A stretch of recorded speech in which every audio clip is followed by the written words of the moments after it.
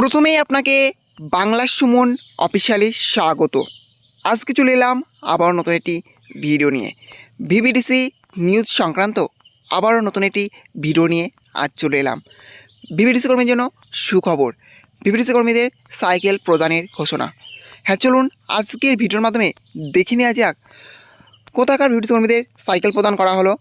সকল ভিভিডিসি কর্মীদের কি সাইকেল প্রদান করা হবে? হ্যাঁ, সবই আজকে ভিডিওর মধ্যে দেখতে পাবেন। তার জন্য ভিডিওটি একটু স্কিপ না করে শেষ পর্যন্ত দেখতে থাকুন। হ্যাঁ, অবশ্যই আপনি চ্যানেলে নতুন হয়ে থাকেন তাহলে চ্যানেলটি সাবস্ক্রাইব করে পাশে থাকবেন। দেখতে পাচ্ছেন ভিভিডিসি টিমকে সাইকেল প্রদান করা হয়েছে। কোথাকার ভিভিডিসি টিমকে এই সাইকেল প্রদান করা হয়েছে?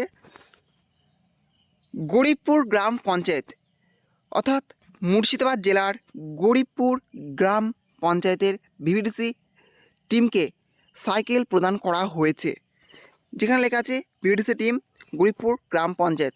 যাই হোক, এটা কিন্তু একটি বিরাট একটি আনন্দের সংবাদ বা আনন্দের খবর, যেখানে ভিভিডিসি টিমকে সাইকেল প্রদান করা হয়েছে। এটা কিন্তু শুধুমাত্র গরিবপুর গ্রাম পঞ্চায়েতের ভিভিডিসি টিমকেই করা হয়েছে। এখন দেখার যে আরও সমস্ত ব্লকে বা সমস্ত জিপিতে করে কিনা।